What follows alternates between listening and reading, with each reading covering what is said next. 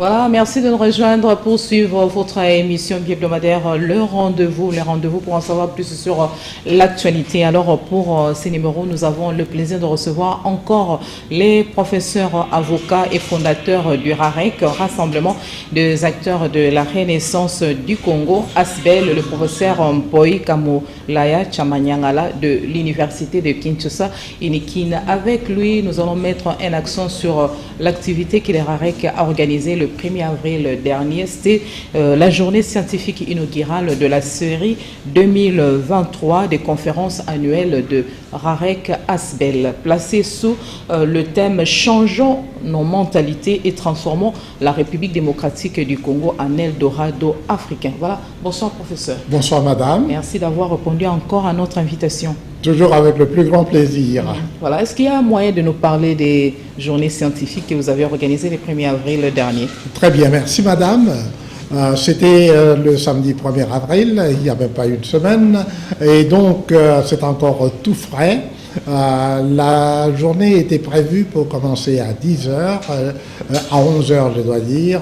Nous avons commencé avec un retard parce que la participation n'était pas au rendez-vous comme d'habitude ici chez nous avec les différentes contraintes. C'était pas à cause de la pluie qui a arrosé la ville? Il n'y avait pas tellement de pluie ce jour-là, mais les contraintes, et c'est pour ça que nous parlons de la transformation de notre pays en Eldorado, parce que vous savez que pour se déplacer d'un coin à l'autre de notre ville ici, c'est la croix et la bannière. Les embouteillages terribles. Mais vous savez aussi que dans notre mentalité que nous voulons changer, quand on dit que l'on commence à 11h, les gens pensent qu'il faut quitter chez eux à 10h.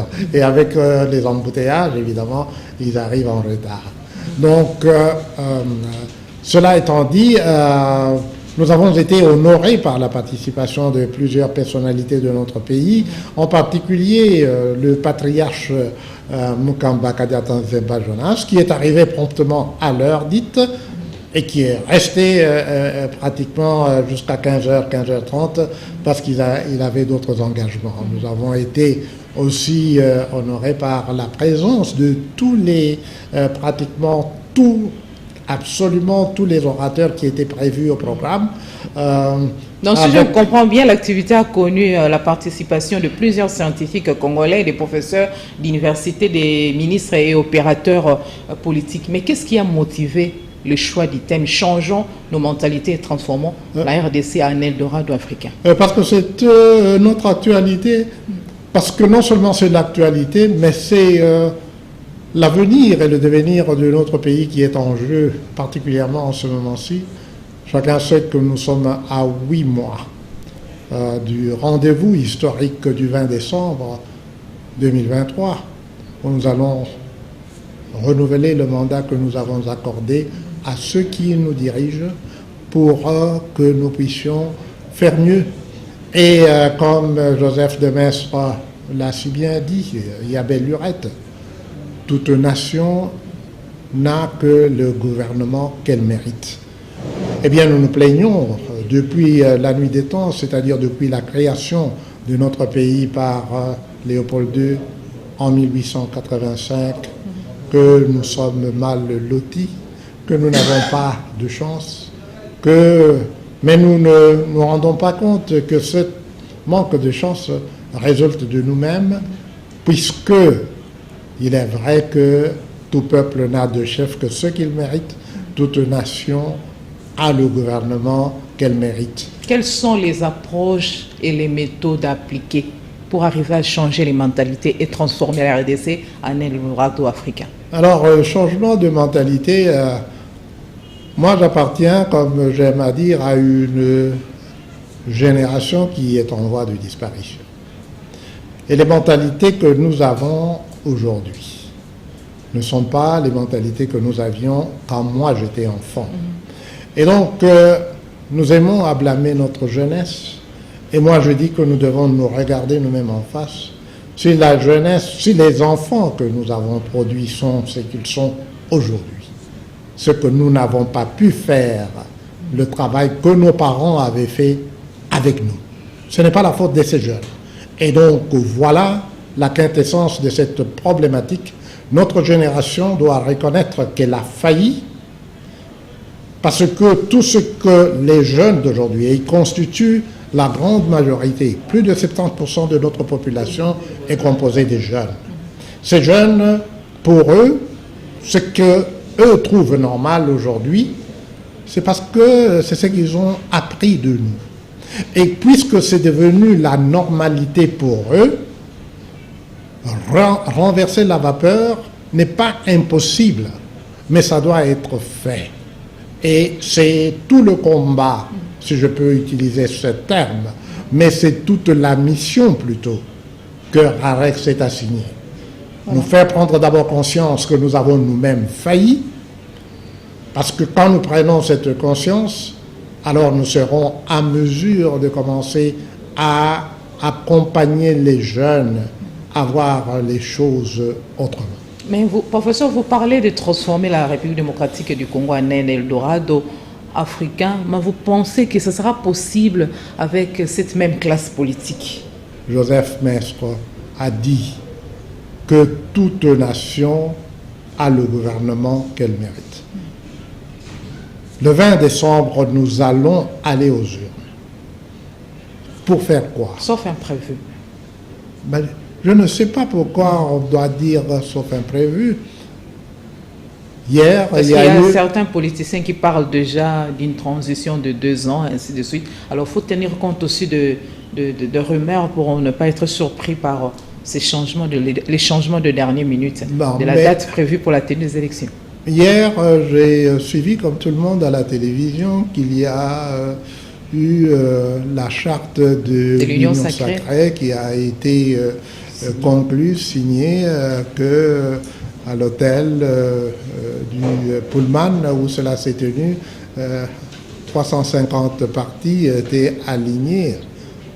Pourquoi est-ce qu'ils ont signé cette charte s'ils ne sont pas convaincus que les élections auront lieu? Donc nous ne pouvons pas, nous en tant que peuple, accepter que les élections se tiendront ou ne se tiendront pas. C'est une obligation constitutionnelle, comme j'avais rappelé lors de notre dernier entretien. Il faut qu'il y ait des élections, parce que s'il n'y a pas d'élections, le peuple, on a aimé à dire dans ce pays que notre ancien Premier ministre Tshisekedi Mulumba de heureuse mémoire a invité le peuple à se prendre en charge. Nous avons tous été témoins de ce que le peuple avait fait du 18 au 21 janvier 2015, lorsque la première tentative avait été entreprise par M. Kabila de reporter les élections. Mais tout à l'heure, là, vous avez parlé de la signature de la charte de l'Union sacrée, mais ça donne l'impression de la répétition de ce que Joseph Kabila faisait. Alors, je ne veux pas m'appesantir sur le passé, je voudrais, moi, regarder l'avenir. J'ai évoqué cette signature parce que c'est la préparation des élections. Ce que Kabila faisait et les FCC. Donc, c'est pour nous dire que c'est pour qu'il y ait des élections, c'est pour ça qu'ils ont signé la charte. Mais vous m'interpellez sur ma naïveté peut-être, parce que vous me dites, oui, nous avons vu le même exercice se faire en 2016, et ensuite les élections ont été reportées à 2018. Mais si c'est le même scénario que nous devons, le même scénario et le même résultat auquel nous allons aboutir le 20 décembre 2023, la question que nous devons nous poser, vous et moi et chacun de nos compatriotes, c'est que sommes-nous des parfaits idiots? Et quand j'aime à dire, et peut-être mieux en anglais, puisque ce sont les Américains, et c'est d'eux que j'ai appris ça, fool me once, shame on you. Fool me twice, shame on me. Qui signifie trompe-moi une fois, mais pas deux fois. La honte est à toi. Mais quand tu me trompes une deuxième fois, alors c'est moi qui suis un parfait idiot, parce que je devais savoir mieux. Et qui trompe qui? Mais ici, c'est vous qui me dites qu'il n'y aura pas d'élection en 2023. Et donc le peuple, c'est le peuple. Il faut voir tous les paramètres. Hein. Mais ne restez exactement. pas figé sur la tenue des élections et que les réalités nous surprennent autre chose. Mais il n'y a pas de... C'est pour ça que j'ai dit, trompe-moi une fois, honte à toi. Trompe-moi une deuxième fois, honte à moi. Et ici, qui trompe qui? C'est la question que vous avez posée. Et j'y réponds très simplement et très honnêtement. Ce sont les politiciens qui trompent le peuple. En 2016, le politicien qui était assis sur le fauteuil présidentiel s'appelait Kabila Kabange Joseph. Nous n'avons pas encore épuisé toute la matière sur les conférences inaugurales. C'était juste entre guillemets, parce que nous parlons déjà du gouvernement, parlons-en. Et les gouvernements, ça m'a... Revenons d'abord en arrière, parce que vous avez à juste titre dit que nous étions ici pour parler de la conférence. Excusez-moi de vous avoir entraîné sur un sujet qui viendra peut-être vers la fin de cette émission, mais vous avez totalement raison. Je préfère... Mais répondez d'abord à cette question. Les gouvernements Sama Lokonde bien paraît promettre le bien-être à la population congolaise, selon vous? Mais je ne sais pas que si on n'a pas pu réaliser un programme de gouvernement qui nous a été annoncé il y a plus de 2 ans. Il y a eu un remaniement consistant avec ça au niveau de la police, au niveau du gouvernement, ainsi de suite. Ça peut influencer quelque chose. Vous parlez du bien-être du peuple, si j'avais bien compris votre question.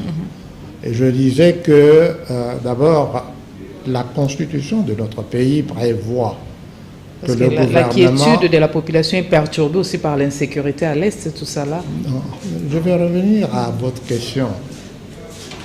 La constitution de notre pays prévoit que le gouvernement... Nous sommes dans un régime parlementaire tel que c'est inscrit dans la constitution. Le gouvernement ne s'échange pas comme ça. Nous ne sommes pas dans un système semi-présidentiel à la française. Nous sommes, d'après notre constitution, un régime parlementaire. Et dans un régime parlementaire, lorsque le gouvernement en place n'a pas réussi à exécuter le programme sur lequel il a été constitué, il démissionne. Il démissionne. Il n'y a pas d'aménagement technique dans un régime parlementaire. Et donc ce qui est arrivé, et dont vous voulez que nous parlions, c'est une violation. Dans quel pays africain j'ai vu un gouvernement démissionner pour des raisons quelconques? Je ne sais pas si la RDC va prêcher par l'exemple, on ne sait pas. Les Africains n'ont pas cette culture de démissionner. Les politiciens congolais n'ont pas honte, apparemment. Madame, moi je réponds, je suis un professeur de droit. Je ne suis pas un politicien. Donc moi je ne peux pas ici sur votre plateau me mettre à parler comme un politicien. Non, moi je veux que vous parlez de ce qui est faisable. Mais je parle de ce qui doit être et ce que nous, le peuple, qui sommes les détenteurs du pouvoir, devons comprendre afin de fonctionner comme il se doit. Votre question d'ailleurs consistait sur, ou portait sur le bien-être de la population, ce qui est la mission première de tout gouvernement. Dans un régime qui n'est pas une dictature, ou qui n'est pas une monarchie absolue, la finalité de tout gouvernement, c'est qu'il a reçu une délégation du pouvoir du peuple pour assurer 2 choses fondamentales. La première, c'est maintenir le pays, parce qu'un pays est constitué d'un territoire et d'une population. Et pour gérer le territoire et faire en sorte que la population qui vit sur ce territoire puisse s'épanouir, C'est pour cela que le peuple confie son pouvoir au gouvernant. C'est le peuple qui est le détenteur du pouvoir. C'est ce qui est inscrit à l'article 5 de notre Constitution. Donc, ne naviguons pas à vue. Et moi, je ne peux pas venir sur un plateau de télévision pour cautionner ce que j'appelle la pérennisation du système léopoldien d'oppression et de prédation. Et nous reviendrons sur ça parce que c'était ça, la problématique d'ensemble. Les tactiques de notre chef de l'État, sa façon de procéder, est-ce qu'il tient au bien-être de la population? Si je vois, il faut parler d'éclairer la ville de Kinshasa, l'électricité qui est rare à Kinshasa, mais on voit ces derniers temps, il y a quand même des poteaux de câbles électriques qui sont déjà raccordés. C'est vraiment le souci manifesté d'éclairer les coins et recoins, ne fût-ce que de Kinshasa. Il y a le numéro 1 de la SNEL qui est interpellé à la chambre basse du Parlement. Il doit se justifier par rapport à certaines réalités. Tout ça, ce sont quand même des efforts à Saint-Louis. Mais vous aimez à me ramener à parler des individus. Non, parce qu'on parle du bien-être de la population. Oui, mais vous avez cité le chef de l'État. Et vous me demandez si c'est qu'il le fait, notamment éclairer la ville de Kinshasa ou certains coins de la ville de Kinshasa. Ce n'est pas une amélioration. Ça s'inscrit dans sa vision. Non, mais d'abord, j'aimerais vous dire que nous avons choisi dans la Constitution qui nous gouverne en ce moment un régime qui fait du chef de l'État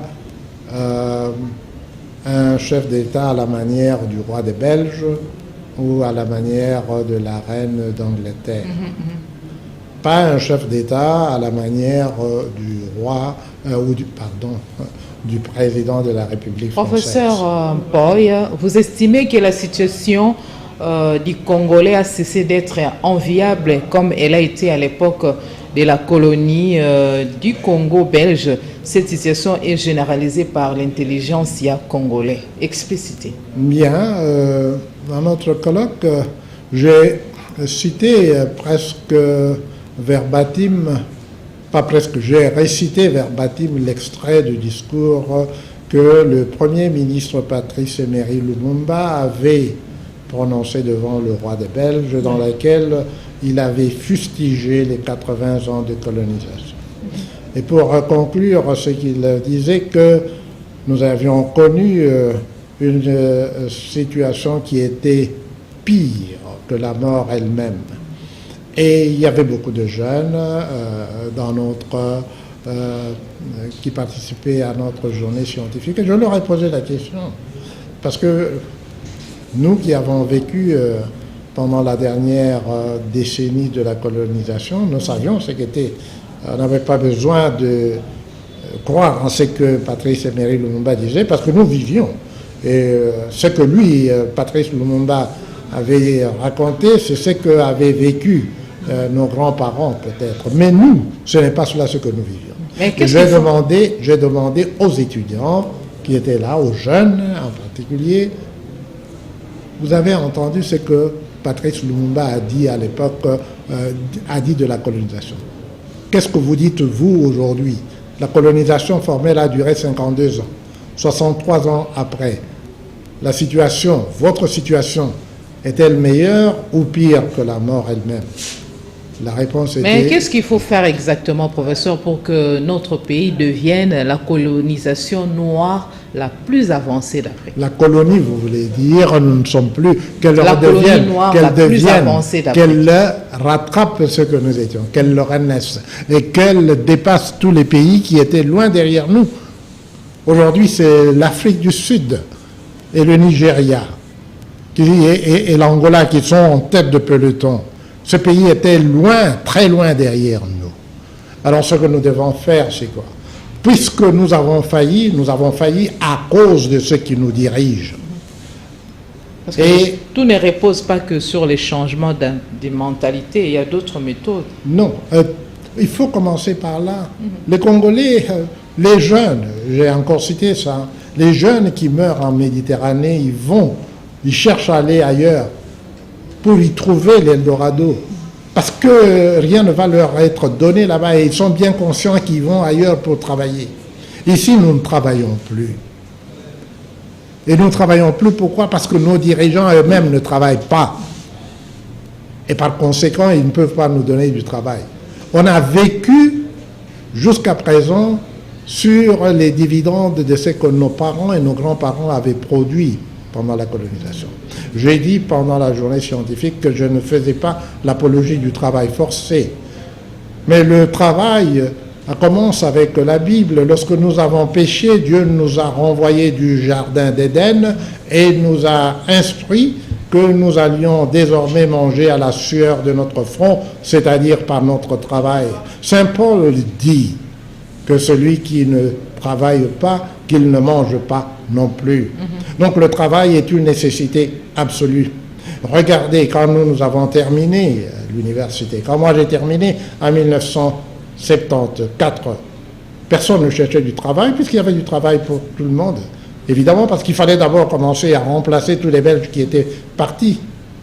Mais aujourd'hui... Professeur, vous dites 62 ans après les départs du colon belge, nous sommes devenus pratiquement les pays les plus pauvres du monde. Je me dis, qu'est-ce que les scientifiques particulièrement peuvent faire pour qu'il y ait ces changements de mentalité tant souhaités par le RAREC? Mais il y avait un sujet qui traite de ce qu'on appelle ici communément un slogan qui est pratiquement un slogan vide, lutter contre les antivaleurs, un mot qui n'existe pas dans les dictionnaires français.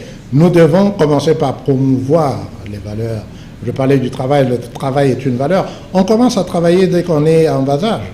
Vous savez, quand l'enfant naît, il commence à travailler, il doit manger. C'est un travail. Mais pour qu'il mange, il faut que sa maman et son papa travaillent.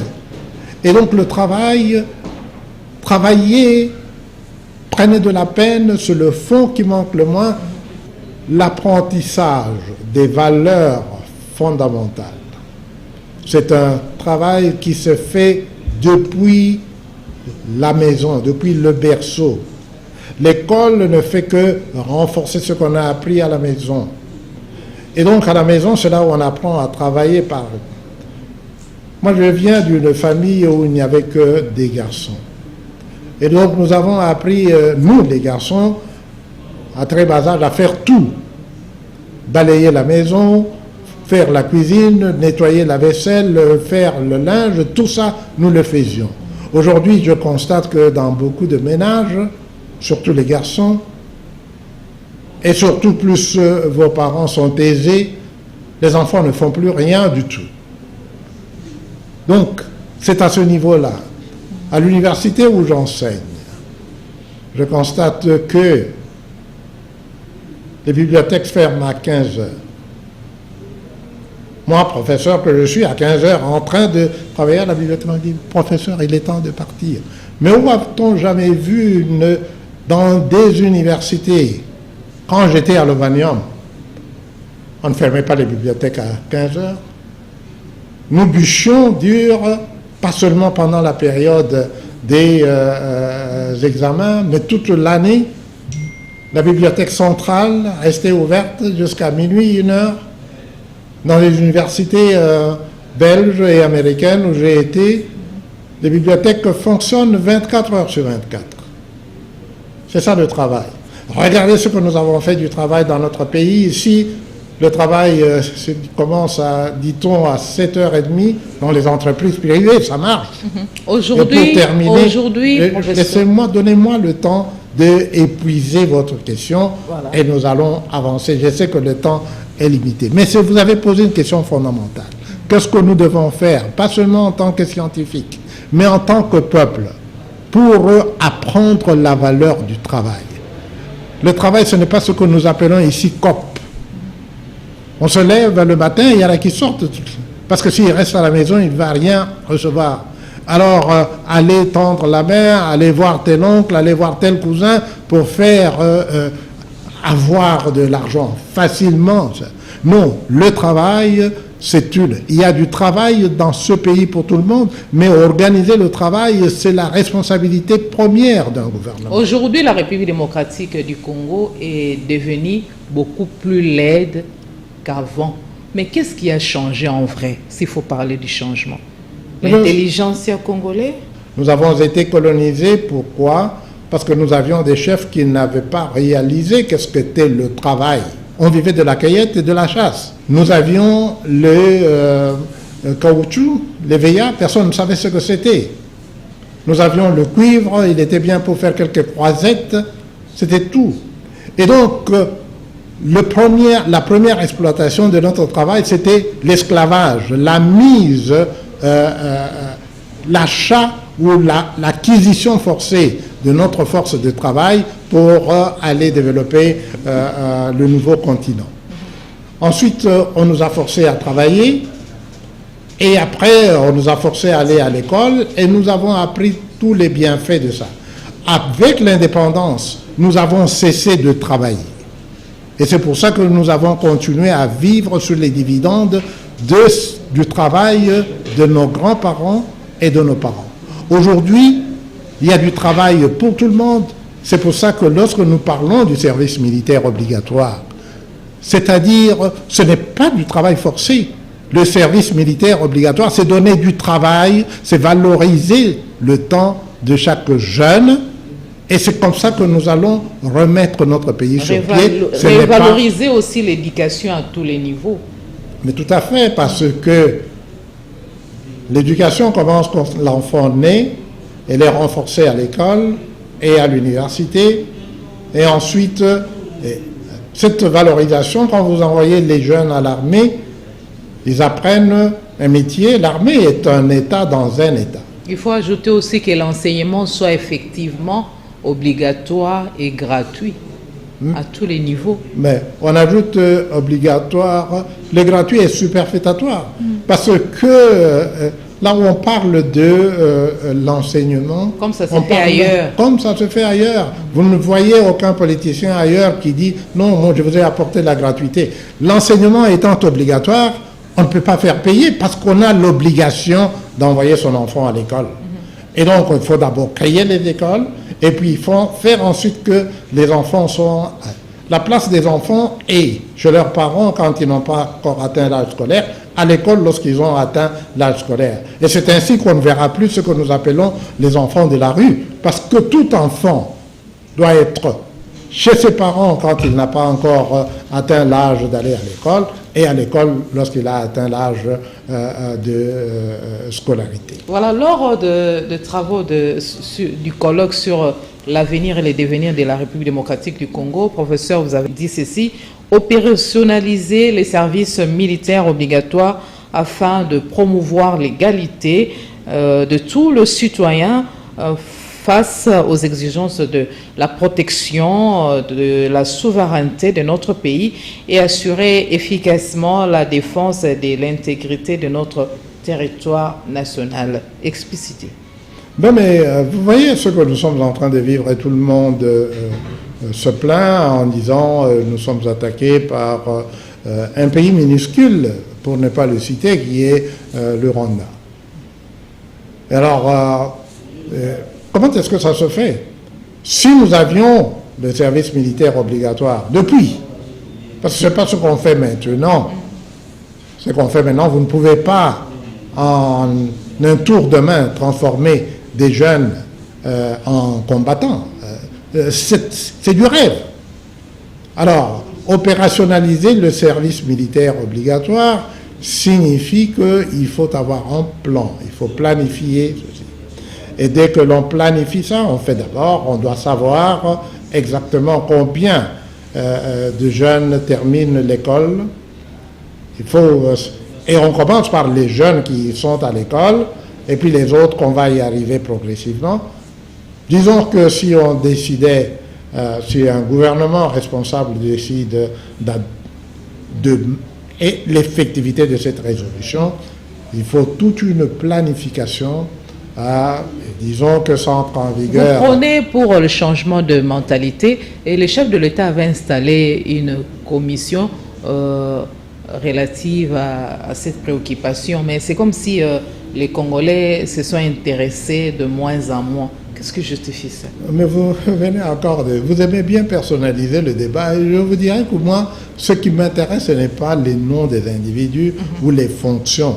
Parce que tout le monde constate que rien n'a changé depuis que on a parlé de cette commission. C'est comme la fameuse lutte contre les antivaleurs. Nous aimons des slogans dans notre pays. Et donc, moi, je parle à notre peuple de ce que nous devons faire et de regarder notre avenir avec confiance. Regarder l'avenir avec confiance, c'est d'abord prendre pleinement conscience que nous sommes tous mortels. Tous, sans aucune exception. C'est pour ça... Changement de mentalité, c'est les souhaits ardents du professeur Mpoy et du Hararek. Mais vous réagissez comment par rapport à la loi Tchani pour le verrouillage des fonctions de souveraineté? Vous connaissez mon point de vue là-dessus. Parce que des réactions fusent de partout par rapport à cette proposition de loi qui est déjà au niveau de la Chambre basse du Parlement. Non, mais j'ai déjà dit, et je vais répéter que c'est un... moi, je suis juriste. J'enseigne le droit. Le premier principe fondamental du droit, c'est que les lois n'ont pas d'effet rétroactif. Le deuxième principe, c'est que les lois circonstancielles, c'est-à-dire l'abus du pouvoir pour régler une situation du moment, ne peut produire que une mauvaise loi et une loi inique. Et donc, devant cette situation où on met en exergue, on joue sur les émotions de nos compatriotes. En démocratie, si on pense que tel individu ne peut pas être incapable de diriger notre pays, il faut laisser ce jugement aux 50 millions d'électeurs qui vont porter leur jugement sur la capacité, les qualités, toutes les qualités, d'abord à commencer par la nationalité elle-même. Moi, je ne suis pas ici pour évoquer les noms d'individus. Mais si, moi, Mpoy Kamoulaye, j'étais candidat, et que quelqu'un, mon concurrent, dit non, ça c'est un étranger, parce que sur son lit de mort, mon père, ou celui que j'ai considéré comme étant mon père, lui aurait déclaré que non, il n'est pas mon père, parce que ma mère, venue d'ailleurs, était venue déjà enceinte, portant en elle l'enfant qui était conçu à l'étranger. Mais c'est cela, il doit dire ça pendant la campagne, pour convaincre tout le monde que Mpoy Kamoulaye, en dépit de qui a été son père et qui a été sa mère, laissez-moi terminer, vous avez posé une question essentielle.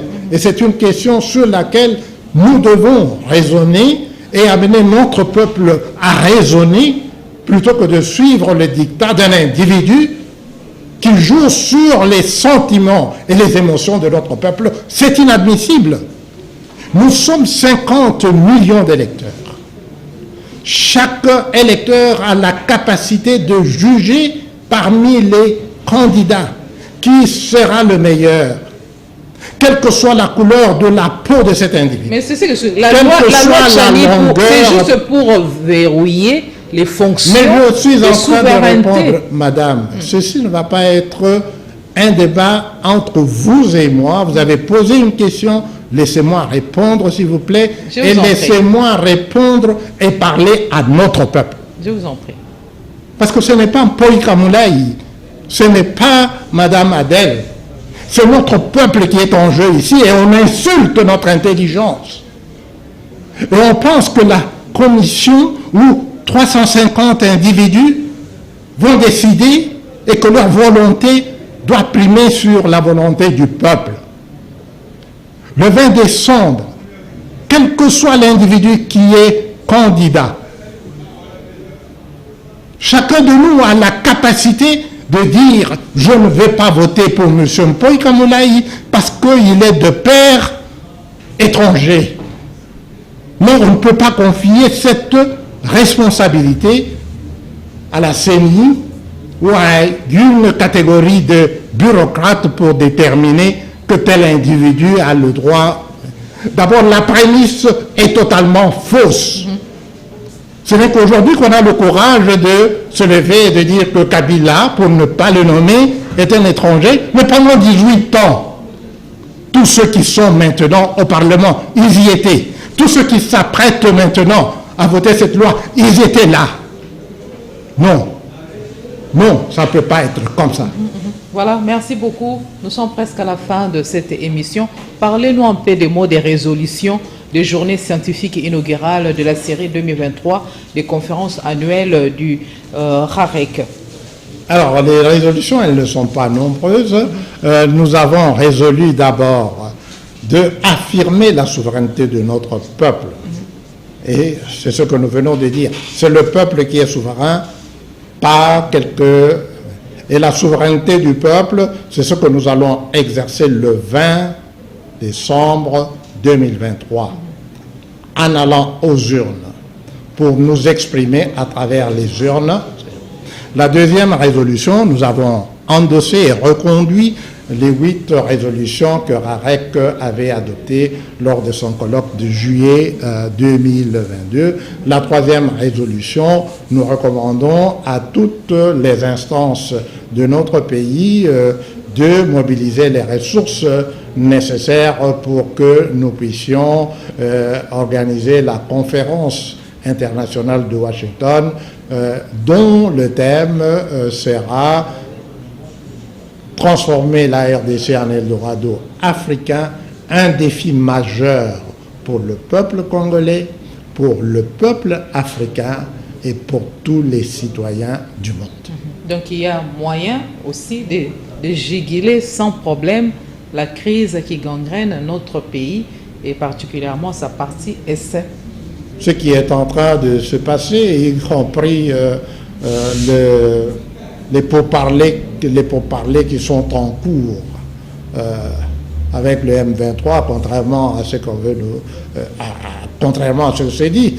Mais c'est inscrit dans le processus parce que nous faisons appel à la communauté internationale et tout le monde sait que vous ne pouvez pas appeler les autres pour venir vous battre à votre place. Et ceux que nous appelons nous disent il faut... vous n'avez pas su vous imposer sur le champ de bataille, trouver une solution. Voilà, merci professeur. Un message particulier en peu de mots pour clôturer l'émission. Merci encore madame. C'est toujours avec le plus grand plaisir que je reviens sur votre plateau. Nous traitons des questions essentielles pour l'avenir et le devenir de notre pays. Nous allons entreprendre des ateliers de restitution des travaux que nous avons conduits ensemble samedi dernier et nous espérons que nos compatriotes viendront nombreux à ces ateliers de restitution que nous allons conduire dans divers endroits, notamment dans les paroisses. Voilà. Et merci beaucoup, professeur, d'avoir répondu à notre invitation ainsi qu'à toutes les questions. Pour ceux qui ont pris l'émission en cours, nous venons là d'échanger avec le professeur avocat et fondateur du Rassemblement des acteurs de la Renaissance du Congo, RAREC en sigle, sur notamment les retombées où on a fait la restitution de journées scientifiques organisées le 1er avril dernier. Voilà, la réduction de l'émission se demain à 12h30 heure de Kinshasa. Merci aux preneurs de vue, merci à la chaîne de référence et merci à vous fidèles téléspectateurs. Une très belle soirée à tous et chacun.